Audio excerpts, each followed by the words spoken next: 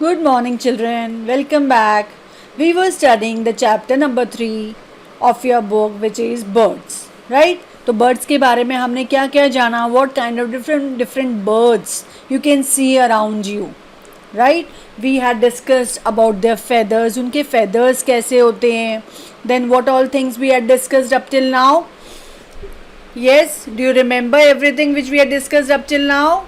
We had discussed कि उनकी beak कैसी होती है, right? उनके feathers कैसे होते हैं, clear? Then what else we had discussed? Body parts में अभी हमने उनके feathers और beak के बारे में ही जाना है. Also we had learnt about the flightless birds. Flightless birds वो होती हैं which cannot fly, right? In spite of having wings, in spite of their being the birds, they are not able to fly. Such kind of birds, they are known as flightless birds. So today, children, we are going to move ahead with the topic of claws, or we can say first feet and the claws. How are the feet and the claws of the birds? अलग अलग birds के जो पैर होते हैं, right? उनकी जो legs होते हैं वो कैसे होते हैं, that we are going to see, and for what purpose they use their legs. ठीक है? Now see, first of all, perching birds. Perching का मतलब ये होता है वो birds जो कहीं पे भी ट्री पे बैठती हैं या कहीं पे किसी भी एक ऊंची चीज़ पे, ऊंचाई पे, हाइट पे, उसके एज पे बैठती हैं. कॉर्नर में किसी चीज़ के आप देखोगे, घर की अगर आपकी बालकनी है, if you are living in a building, then अगर आपकी बालकनी है तो बालकनी में भी you can see this birds number of time. So they are known as perching birds, right? तो अब इनके फीट कैसे होते हैं? See the kind of feet the perching birds are having is they are having 3 toes. ये देखो, you can see over here 3 toes जो होते हैं उनके फ्रंट में होते हैं, and 1 is at the back, right? And 1 is at the back. So they are having this kind of toes. They are having this kind of toes over here. Now you can see the second category that we are having of the birds is flesh eating birds. Flesh eating birds कौन कौन से थे? Eagle है, vulture है, hyena है, owl है, right? अब इनके जो feet होते हैं या इनके जो claws होते हैं, they are known as talons. They are known as talons, और ये बहुत ज़्यादा curved होते हैं. Why they are curved? Why they are sharp? Why they are curved? Why they are sharp? They are because they have to catch their prey. उनको अपने शिकार को पकड़ना है, और many a times they hold their prey with these talons. एक जगह से दूसरी जगह when they have to carry their prey, they use their claws to hold their prey. Prey means P-R-E-Y. Prey means उनका जो शिकार होता है, उन्होंने जिस भी एनिमल को, बर्ड को पकड़ा होता है, उसको कैरी करने के लिए भी वो अपने इन क्लॉज का यूज़ करते हैं, right? These are the flesh eating birds. ये एनिमल्स को, छोटे एनिमल्स हैं और फिशेस हैं बहुत सारे, इनको ये इनका खाना होते हैं, राइट? Now climbing birds. अब क्लाइंबिंग बर्ड्स में कौन कौन है? वुड पैकर्स हैं, पैरट हैं. ये क्या करते हैं? ये क्लाइंब करते हैं ट्रीज. वुड पैकर का main work we had already seen. Woodpecker क्या होता है? ट्री के ट्रंक में, see this is the trunk of the tree, tree के ट्रंक में वो होल करता है, right? And then it brings the insects which have been hidden inside. ठीक है, तो that is their food. So what kind of toes do they have? See, this kind of toes they are having, the woodpeckers as well as the parrot. इनके toes कैसे होते हैं, और इनके toes कहाँ में help करते हैं? Trees को climb करने में. ठीक है, trees के ऊपर चढ़ने में these their toes, their claws, they help in climbing. Okay, now wading birds. Wading birds कौन सी होती है?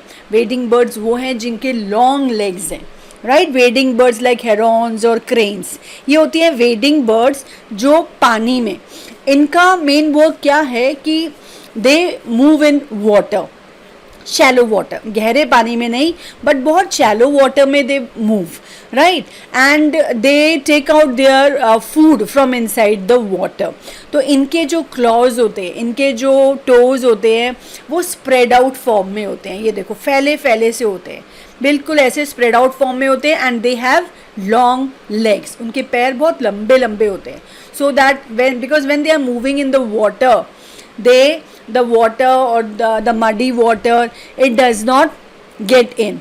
वो बहुत ज़्यादा वाटर में नहीं रहते. They have long legs to prevent themselves from this water. अब स्विमिंग बर्ड्स जो होती हैं जैसे डक है, स्वैन है, right, they are swimming birds, they move inside the water, they have webbed kind of feet, they have webbed feet. webbed feet क्या करते हैं? ये swim करने में help करते हैं, right, ये swim करने में help करते हैं किसी भी bird को.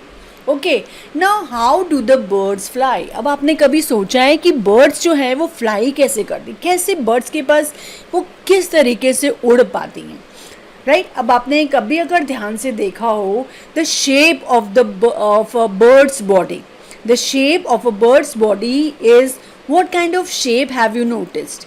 इनकी जो बॉडी की जो शेप होती है वो बोट की फॉर्म में होती है. आपने बोट देखी है, दोनों कॉर्नर से वो नैरो होती है बोट और बीच में इट इज़ वाइडर. बीच में उसका जो विड्थ होती है, चौड़ाई होती है, वो ज़्यादा होती है और कॉर्नर्स पे कम होती है, राइट. तो इसी तरीके से this is the shape of the birds also, right. Now also the second thing is they are having the wings which are attached to their body.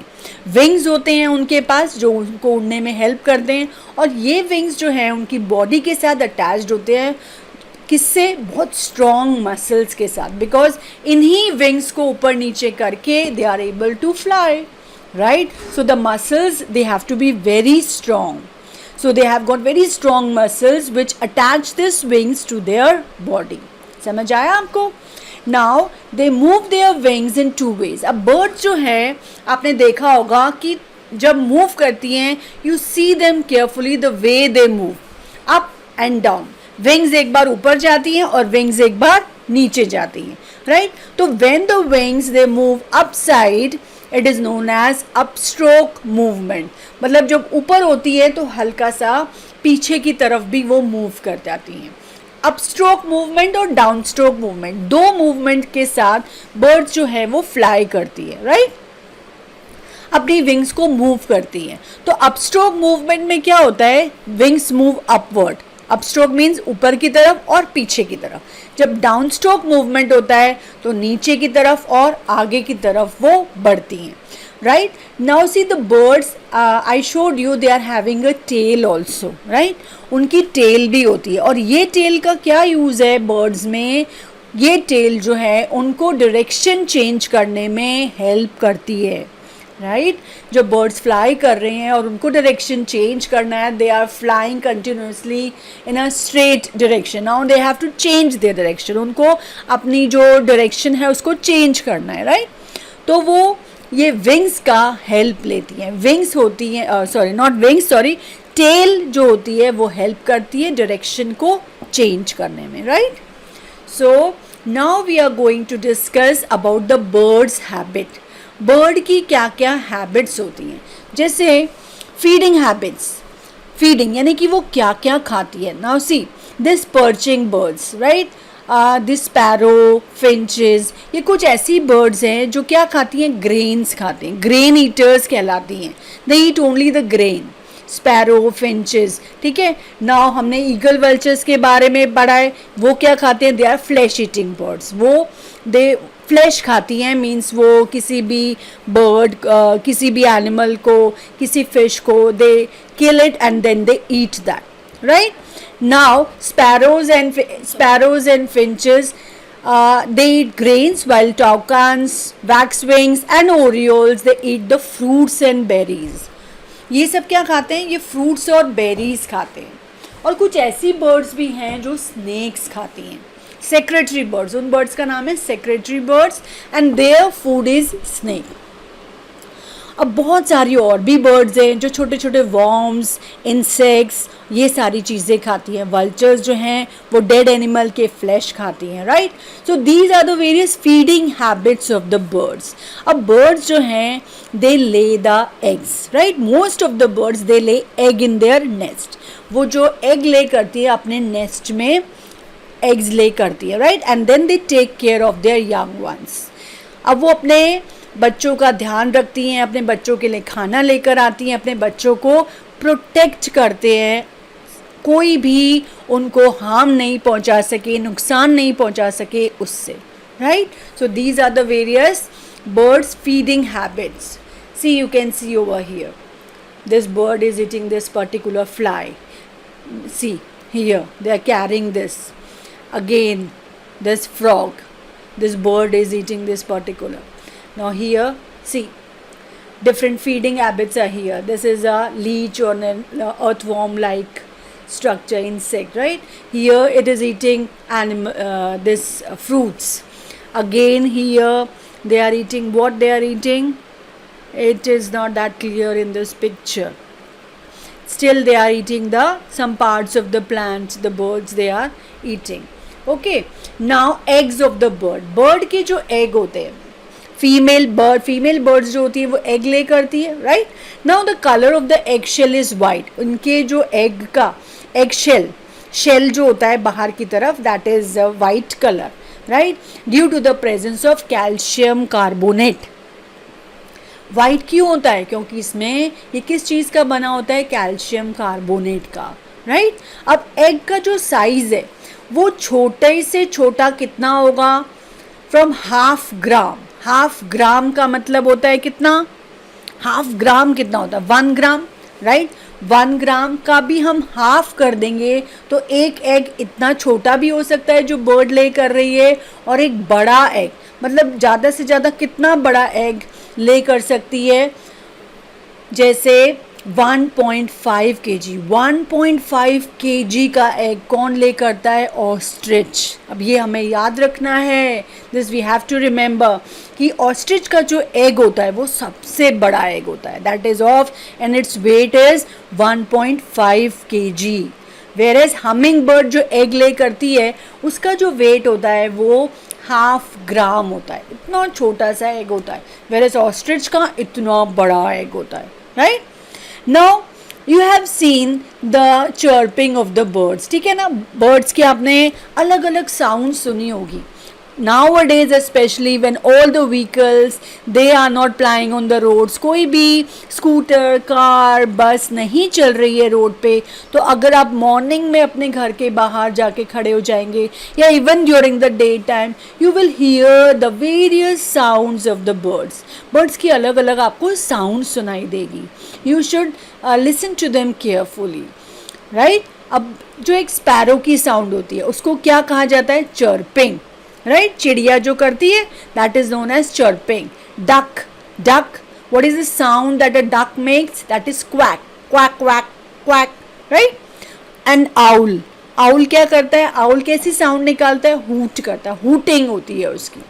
और क्रो क्या करती है? You all know, a crow cows, cow cow, right?